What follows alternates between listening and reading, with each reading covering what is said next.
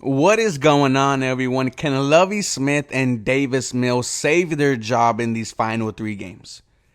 Now, I have to give credit when credit is due. Lovie Smith has had this Houston Texans team playing really good and really competitive as of late.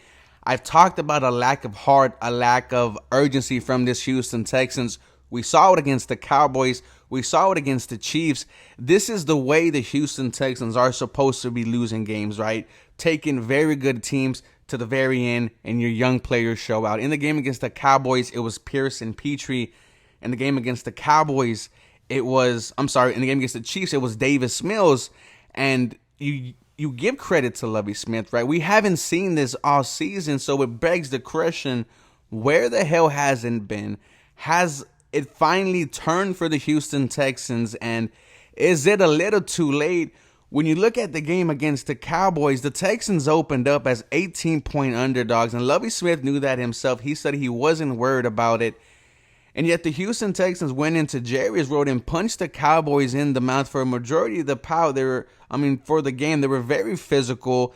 And no one expected this from the Houston Texans, not even their fans, right? We then saw the two quarterback system. We saw the changes, right? The changes that we've been asking for all year.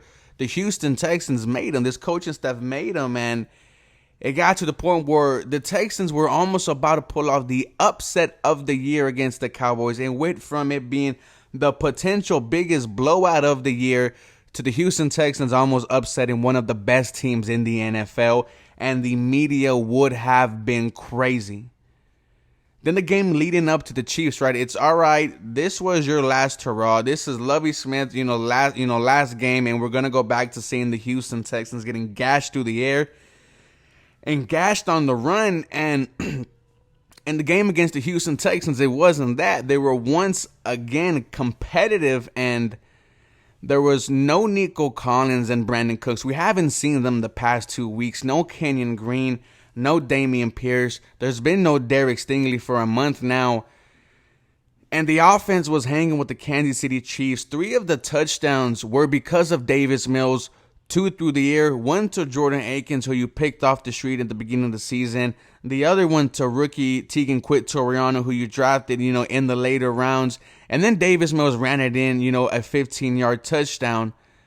Like I said, that's the way you're supposed to lose games, right? You're very competitive. You may lose, but your young player shows out. This was a Davis Mills day.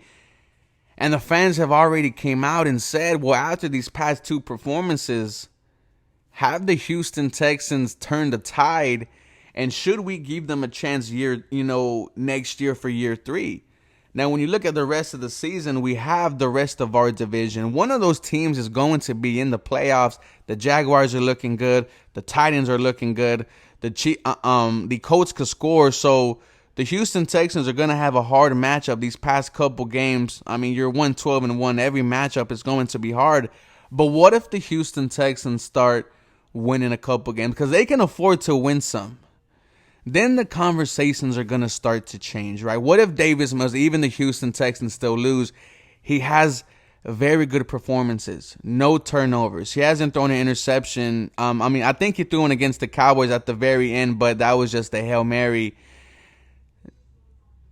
The conversations are going to start to change for the Houston Texans. And if you're asking me, I still think it's you fire Lovie Smith, you bench Davis Mills, you go and hiring either Ben Johnson, I talked about him yesterday, or D'Amico Ryans. A change is needed for the Houston Texans, in my opinion.